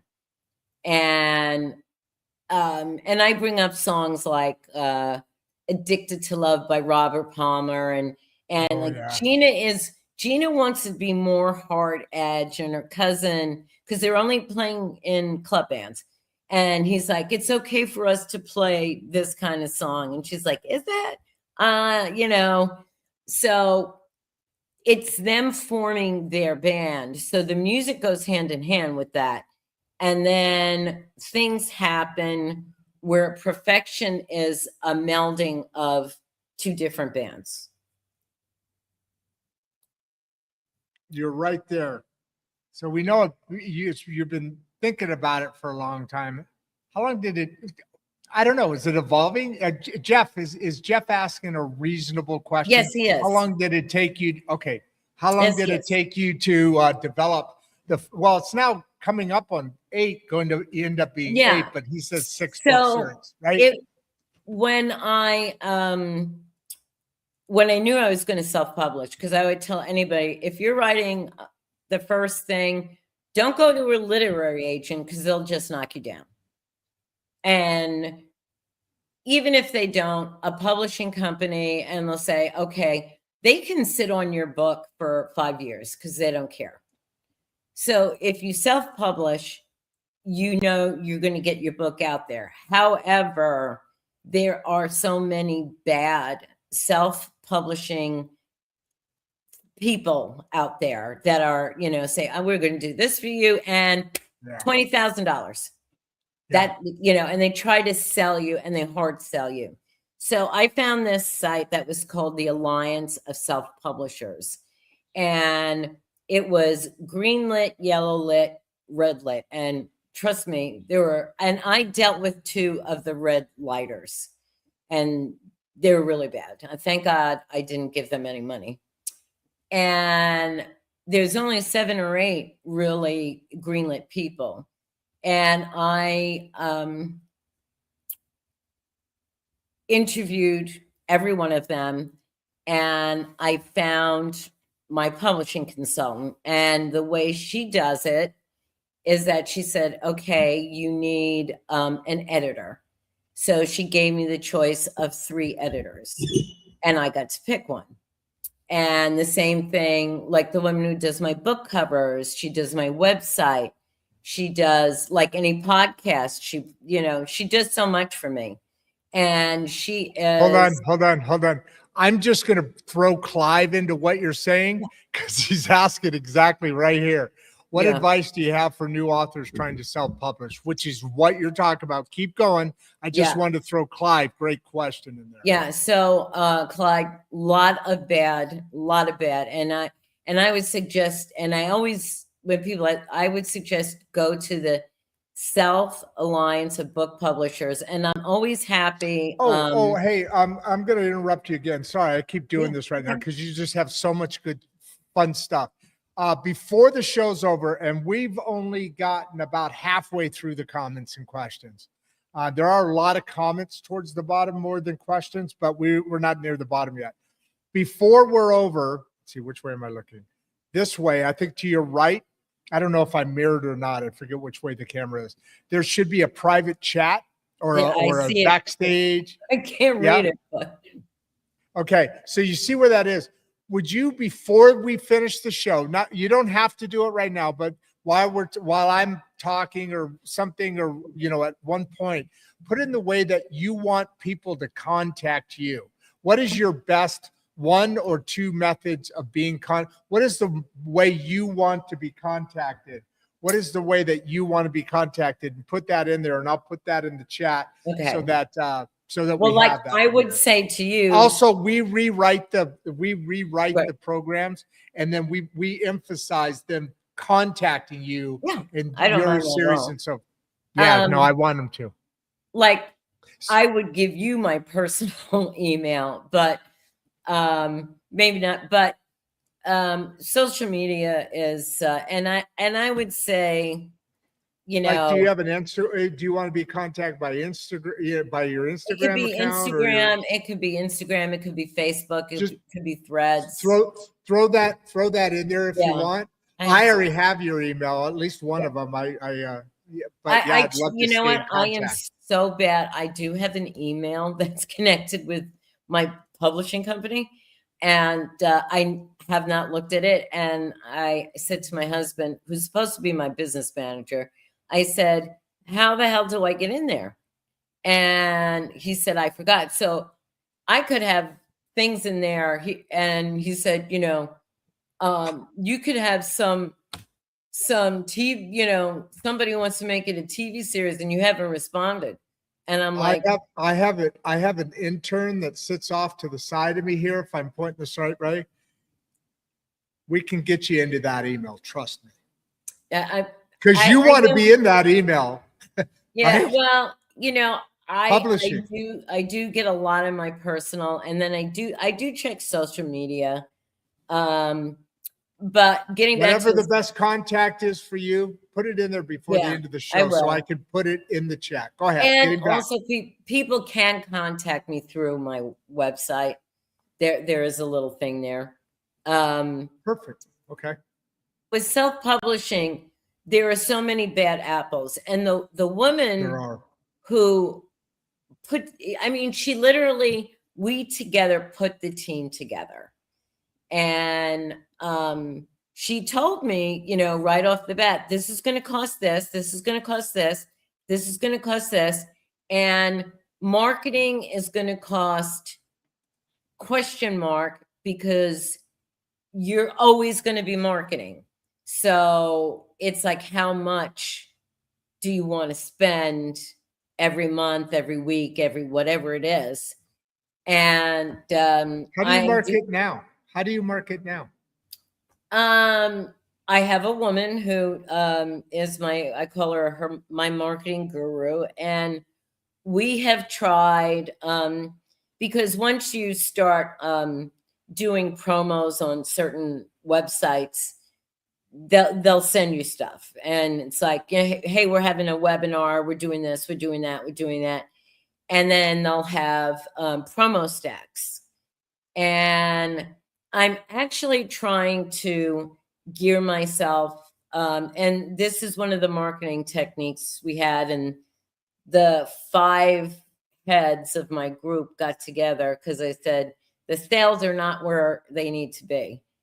And the woman who does because we were thinking of changing my book covers, and a lot of people love my book covers, but it doesn't scream romance, because romance books either are of 2 ways.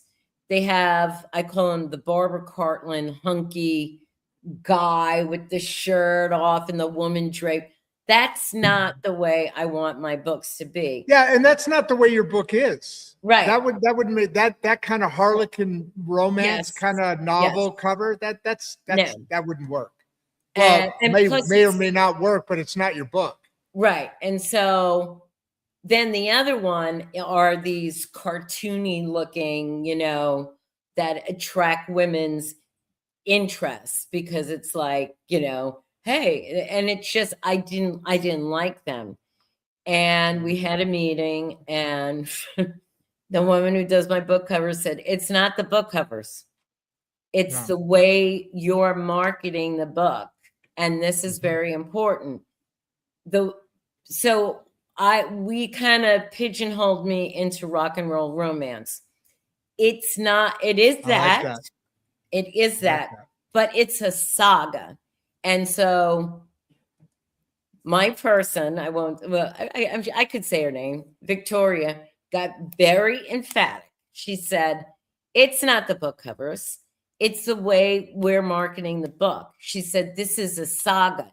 It's a series. You're selling drug, sex, rock and roll, love, sex, everything. It's in there. You need to promote it that way. She said, it's like the Thornbirds. It's like, and so she was Right. just like, That's and I correct. said- What you just said is correct, more correct than I've heard so far. right. And so now we're pivoting, and it's like, okay, I committed, and I could do it. I can do these no problem.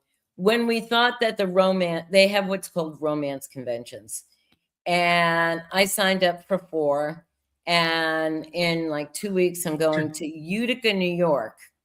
To go pitch your book, you mean, at a convention? Yeah, it's a books. Yeah, it's Right? romance authors, and there's going to be some ladies that I met at one in Like booths? Yeah, It could be like a booth or something. Yeah, Okay, I I got have you. all Got you. my, I you did know, all that. yeah, I know all exactly my what you're marketing talking about. stuff. Yeah, and Who's so in the audience? Who's in the audience walking the booths there? Because I've done all that, so I get it. 10 by 10, 10 by 30, whatever it Right. is, and you have all your stuff around. People are coming up and down the halls. You got to have a salesman go out there and bring them from the hall into the booth. Start that conversation. Who are the audience? Who are the people walking the aisles? Agent, publisher? I'll Right. tell you, No, there are women who, and just women that walk the. Okay, go ahead. it's Okay, I mostly get you now. women of all ages. Ooh, I'd like to come and to that. And the funny thing Can I is come? that my come? people kept thinking that my books, because of the time frame, would skew to like 45 to 65. Not right, because when I looked at the analytics, if I do a TikTok reel, the larger skew is from like 30 to 40 or 25 to 35. That's So the bulk of our there's audience. there's a younger, which is surprising, but it's like, okay, well, I have daughters that age. I can talk to you. Yeah. So it's women, and there are women who will pay a lot of money to get VIP status, to, boom, get there first. And they just walk around and buy all these romance novels. Now, going back to the question of self-publishing, what I learned when I was, it was called Fall in Love with Romance. It was in Massachusetts. And I went by myself, thank God. I do have a friend who helps me, who would help me for other shows I did. But I was wondering, like, I have 3 books out, and if you do it the right way, which is the way I do it, where I have an editor that costs $9,000, because having your book edited the right way is so important, because 100%. they keep you on your timeline. They keep your concept, the context of everything. And so she's worth every dime that I pay her. And it's not like she never tears my book apart, right? That she gives me the comments, and sometimes I'll be like, oh God, I didn't think of that. That's good. Or she'll say to me, and I'll be like, okay, I will take about 97% of what she's saying to me, because she is not changing the story at all. She's just trying to, maybe we need to do this here. And I can say no. But I'm like, oh, that makes sense. And if I come up with a clever line, she'll put on the side. She goes, very, very, very clever. I like this. I like this line. So I went to this convention, and somebody said, oh, you only have 3 books. I said, well, I said, I have book 4 and book 5 written. I said, but it cost me about between $12,000 and $15,000 to get them published. And they looked at me like I was nuts. And because they got like 10 books on the table. And I said, well, how do you do yours? And they told me they run it through Grammarly and they run it through some other program. And then they give it either to an ARC reader or just a proofreader. Now, I wouldn't trust an ARC reader because they just are reading books. At least if you give it to a proofreader, they have some sense. I have a proofreader. After me and my editor have done the final changes, we give it to a proofreader because that's the way you do a book. And so they're not having a true editor read their book.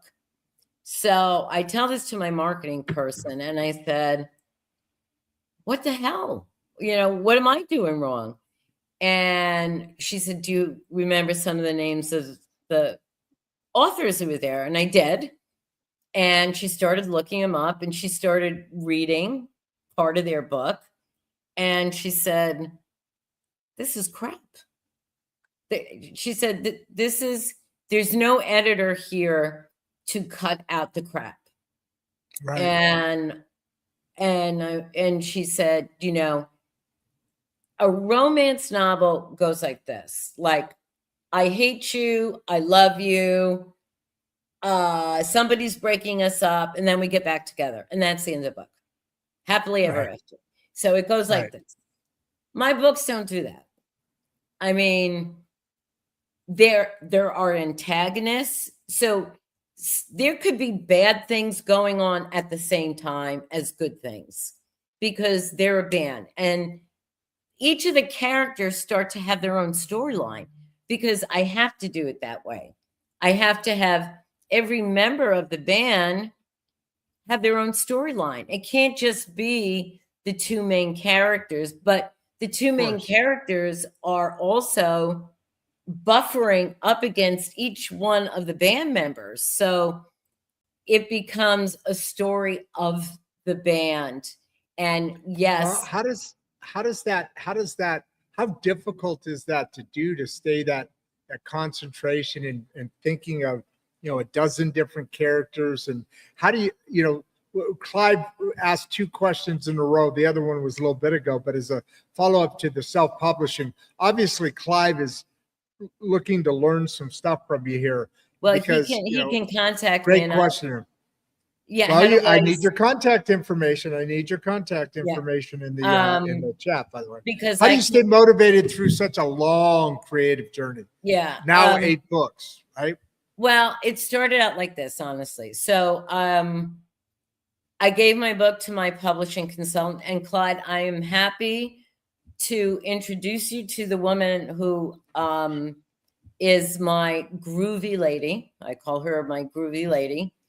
And I can make an introduction and she will put him in the right way because she started her business because one of the bad self-publishing companies ripped her off 15 grand.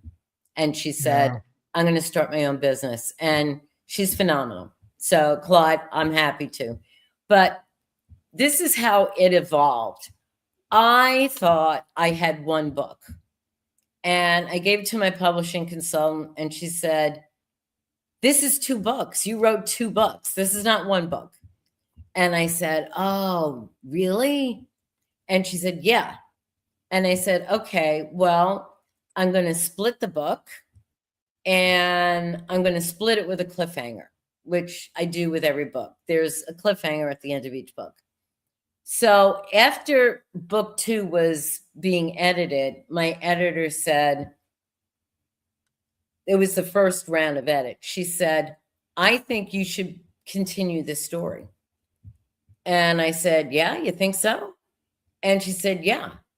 So I picked it up from a part the very beginning out of the series, Perfection is the name of the band, correct? That started. So I want to swing Richard into this as you're going through, because I can hear where you're going. That's a very easy question. because the band was That and that. the best people of each of their bands. So it's Gina, Rio, and Jeff, and Ian, Trevor, and Kevin, their sound guy. Because the sound guy is very important in a band. He's like a band because he keeps everything. So they were, and I write this in the book. So they're sitting together and they're trying to come up with a name. And her cousin said, "How about Kick-Ass?" And she says, "That's what we would do to somebody, not name our band Kick-Ass." And so she says, "Perfection." She said, "Because we have the perfect parts of each of our bands to make perfection." And her cousin thought it was too, chicky. He thought he goes, "Oh, this is, like too girly." But once Trevor says, "Okay, it makes sense," then that's all because if Gina and Trevor are always in tune with each other, which they are, then that's what's going to happen. So Perfection came from the melding of the two bands and creating a perfect group. So they became Perfection. That is beautiful. Hey, a couple questions here. So I'm gonna jump off the book itself for a second because I want to go back to the IBM. How did your career at IBM? And the only reason I'm doing it now is because it hasn't worked anywhere else. It's all been like everybody's like leading you up to the, okay, you said this. Now what about that? Okay, you said this. Now what about that? Okay, so you got a very active group here. You got thank you, almost everybody. 1,000 people. Yeah, almost 1,000 people. Very, very interested in this story. And on top of it, they've been asking questions right along the way. But there's two that are what I'll call dangling participles. They're two unusual parts compared to the other, 40 questions. We've got about 4 or 5 comments and then another couple of questions. So before we miss that window, I want to go back to 2 things. How did you working at IBM, your career, how just in the, I know how it did me, okay, I can't handle this anymore. This thing's got to come out. But how did working at IBM affect your influence within your book? Makes sense? Did I say that right?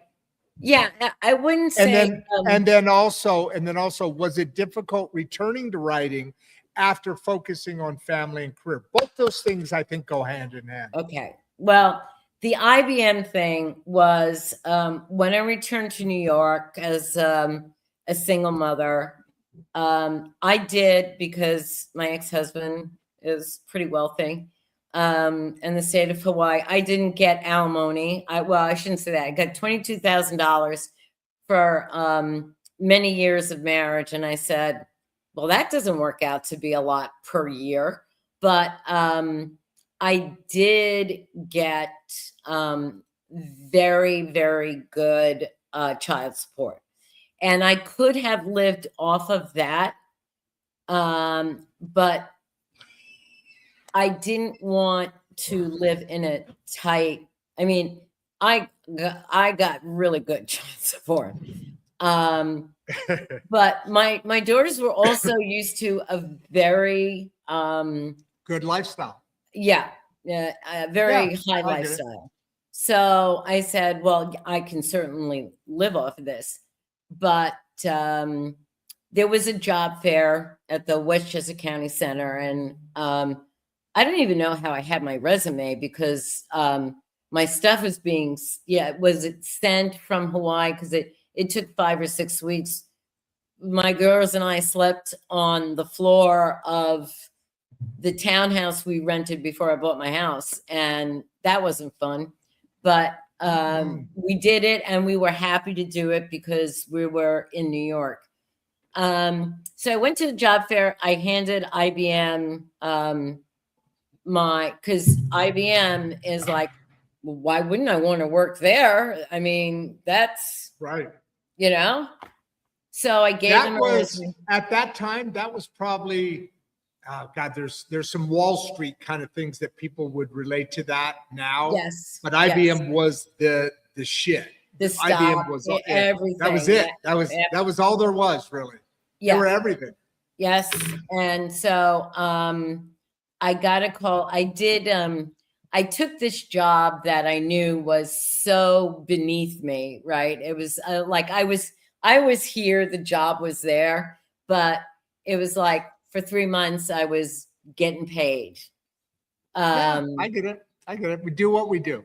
Yeah. And so I get a phone call from IBM saying, hey, we'd like to bring you into HR, and they make you do this math test and all these tests and then computer stuff, and then you get interviewed. And the woman who interviewed me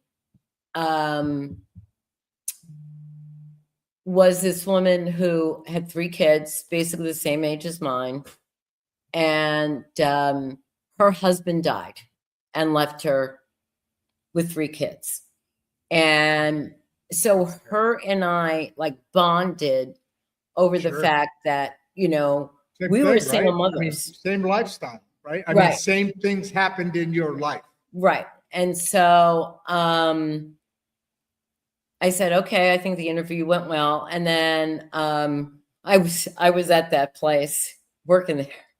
And I get a phone call from IBM saying, I think it was on my cell phone,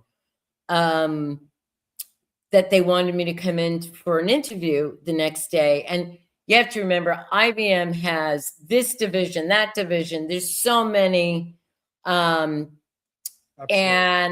I didn't work for corporate, but we were where the corporate headquarters were. And I went to the interview. And I went home and I got a phone call saying, you're hired. Can you start training next week? This is the middle of the winter. It had snowed and I got the flu and I had to do training and I was dying, but I said I couldn't not. And I went from just being like an admin for somebody to being a PA for an executive vice president. And I loved my job. I did. I loved working at IBM. But see, here's the thing about me. Whether I always had a corporate background and everybody knew, oh yeah, Beth's different. She walks around wearing patchouli oil, and they would always say, oh, Beth was here. They would follow me because I would. That's funny. Like nice. And they knew who I was, right? I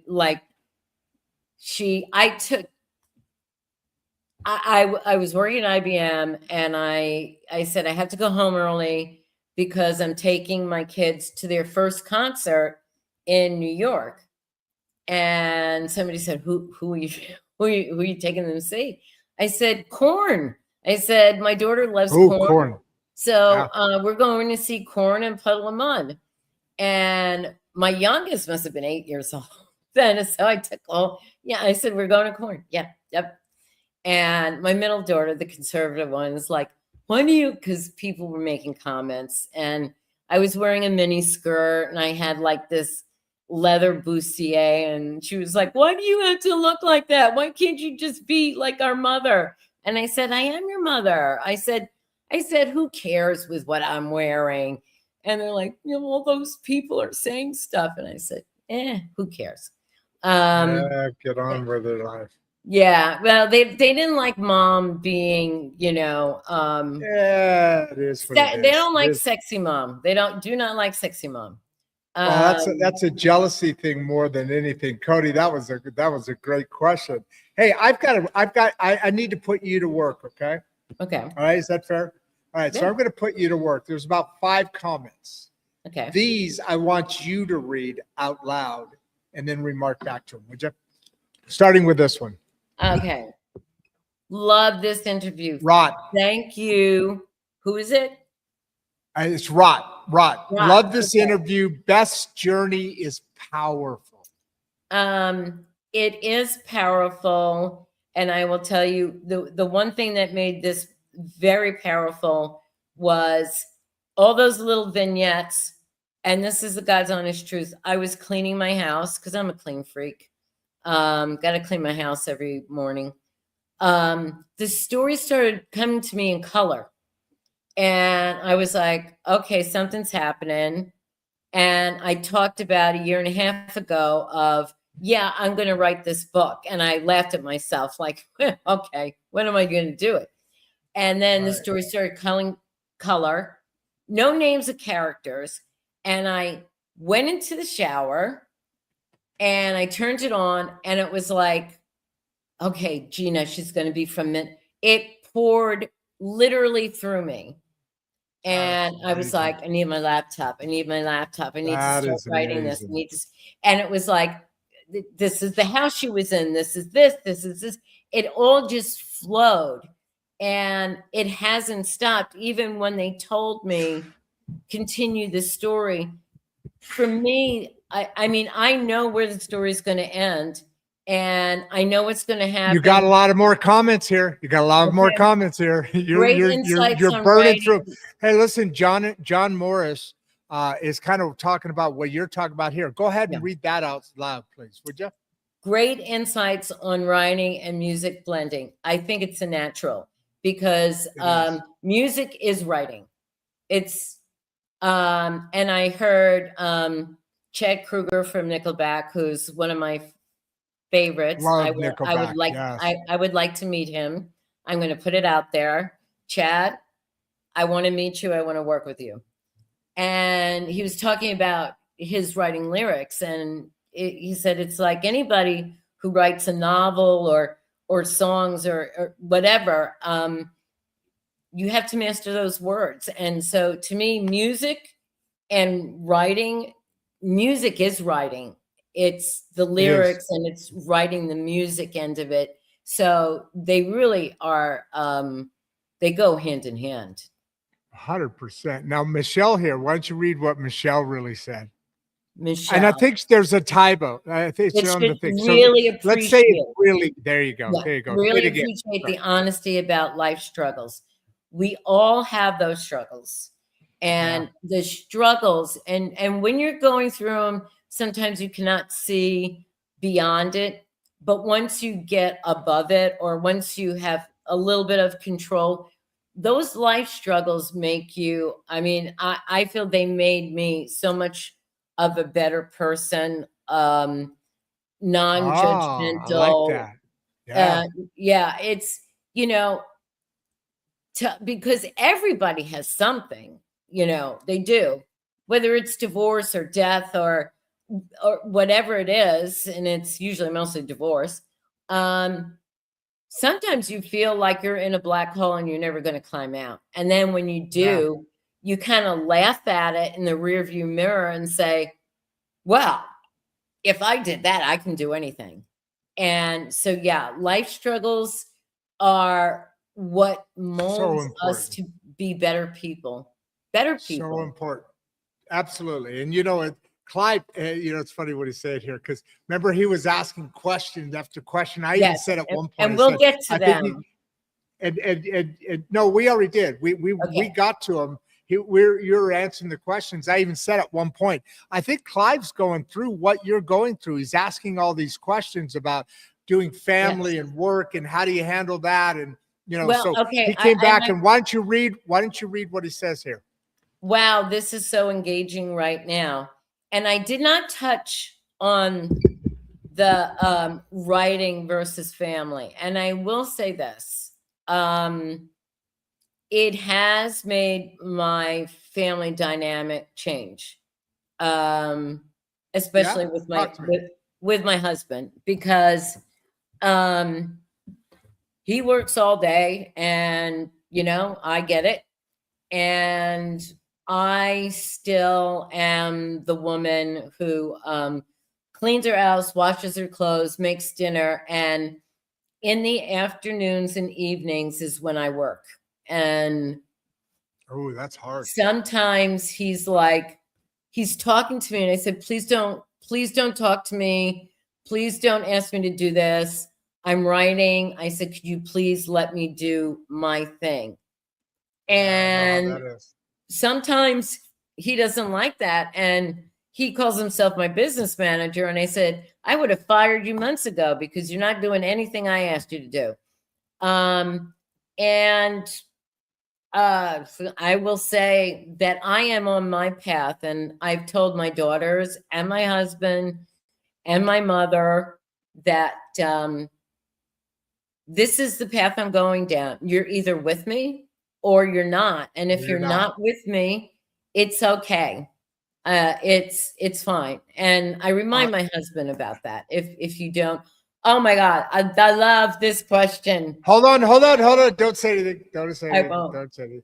John Morris has said a couple of things, and I've been waiting to put it up, but what you just said right now, don't say anything yet, even though I'm going to say something first, because I want to say something at the end.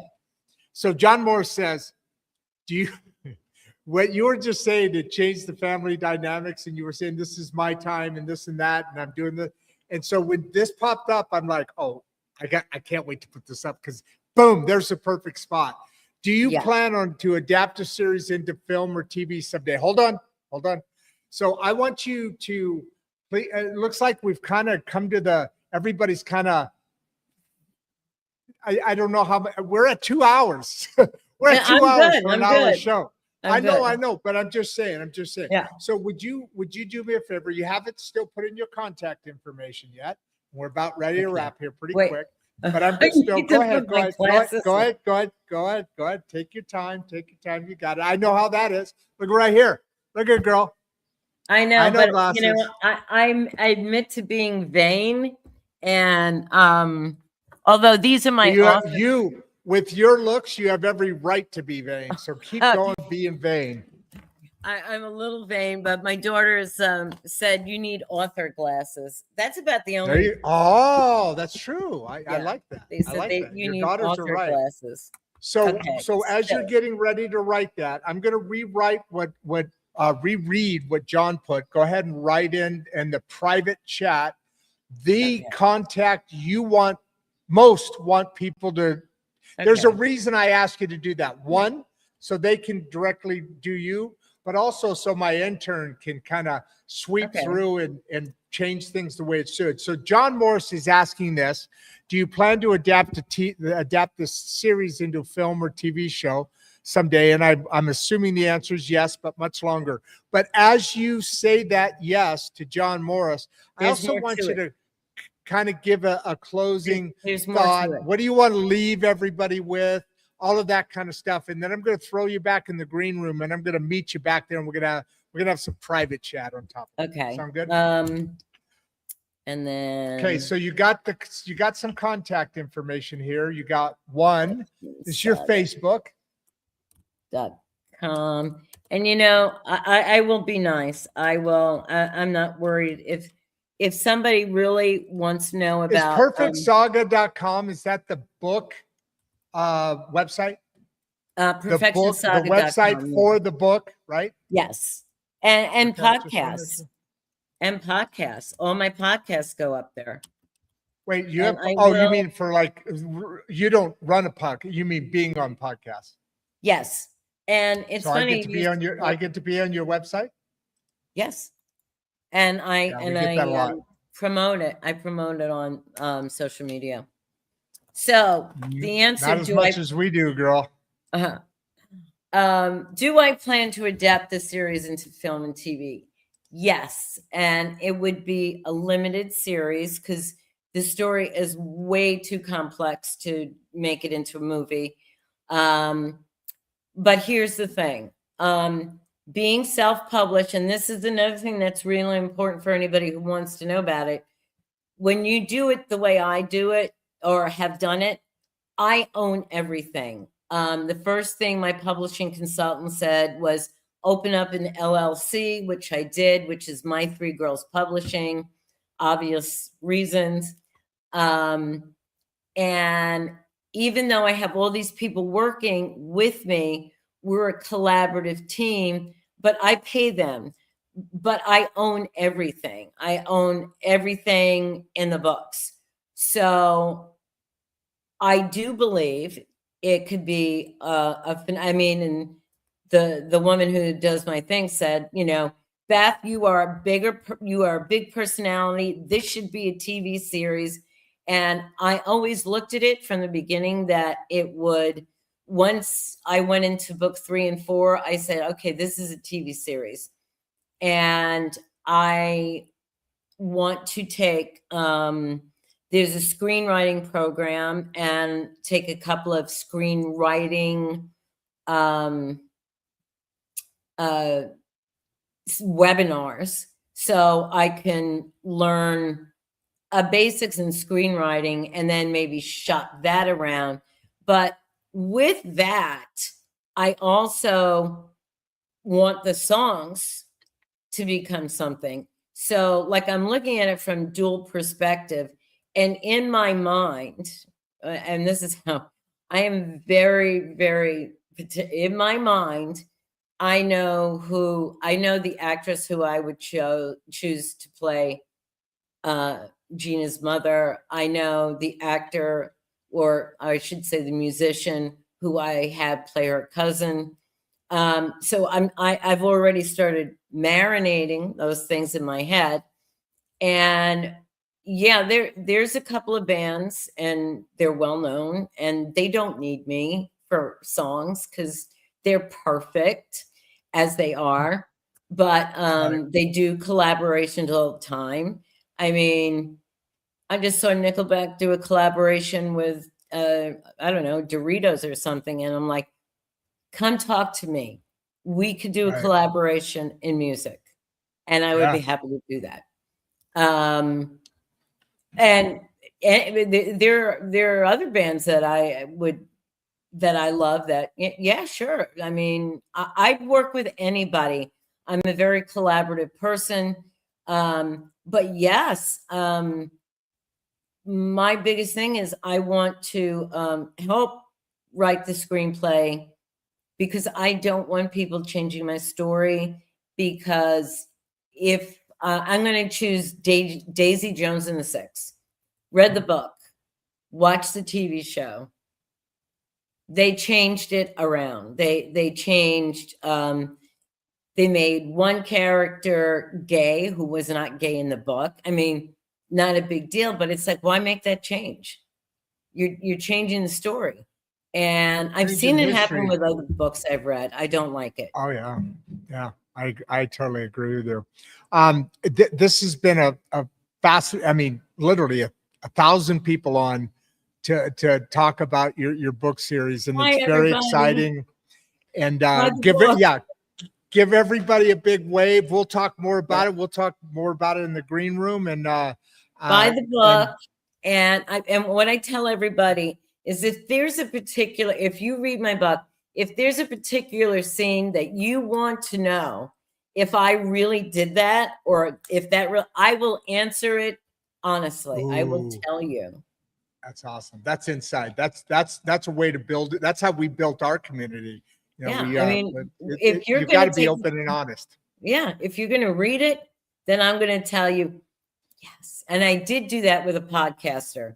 I was on my way to the Austin Book Festival, and I said, I got to do this podcast.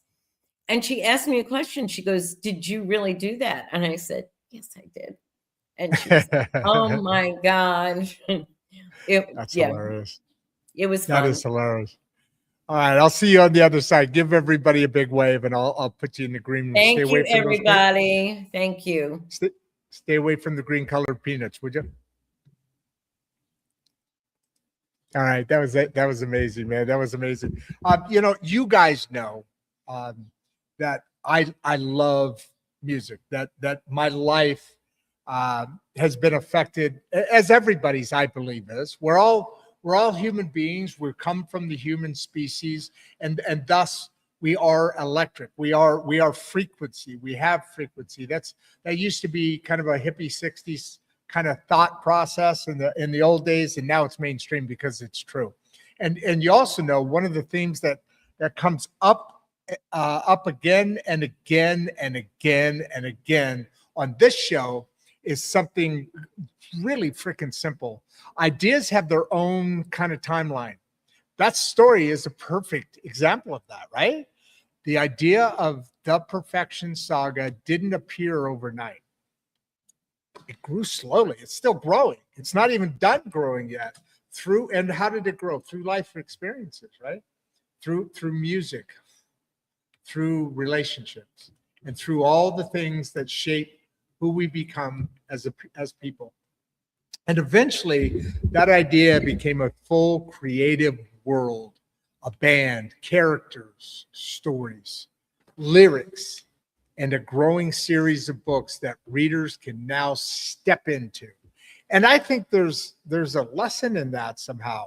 There's a lesson for a lot of people who are watching today, as a matter of fact. You know that, because somewhere out there right now is someone who has an idea sitting in the back of their mind. And what are they doing with that? Is it a book? Is it a business? Is it a project? Or a creative vision? And you heard right at the end, what's Beth already thinking about? What's coming next? And maybe the timing hasn't felt right yet. But as we're seeing here live unfold for us on stage, conversations like this remind us that sometimes these ideas are just waiting for their moment. And when that moment comes, it can turn into something pretty darn remarkable. So Beth, thank you for sharing your journey. Thank you. Your creativity and the world that you built with the Perfection Saga. Now, for everyone watching, if you enjoyed this conversation, make sure you do a few things, okay? Number one, first, subscribe to the channel here on YouTube at Insights and Straight Talk, right? At Rodd Duff 1939 on my YouTube channel. This show only works because of this growing community of people, our community, people who care about thoughtful conversations and certainly new ideas. Second, head over to our Substack. We do it 3 days a week, where a lot of the deeper conversations around this show continue after the cameras turn on. You know, this is an ecosystem, right? We do the 3 Substacks. We Barbieisms on Monday. We do poems and pages on Wednesdays, and we do Friday mic drop. All of them arc off of the shows here is from Insights and Straight Talk, because that's where over at Substack, that's where we publish those Friday mic drops and those others all throughout the week that follow the same arc, and the ongoing stories behind the ideas that we explore here on this show. And third, share this episode. Send it to somebody who loves books, someone who loves music, someone who is sitting in an idea they haven't brought to life yet. Because sometimes one conversation is all it takes to get someone moving again. Thanks for spending time with us, right? Today, it means a lot. This is Insights and Straight Talk with Rodd Duff and producer Barbie. And as I like to say, and we'll see you in the next episode, in the next conversation. But as I always like to say, at this exact time on the show every time. What is that?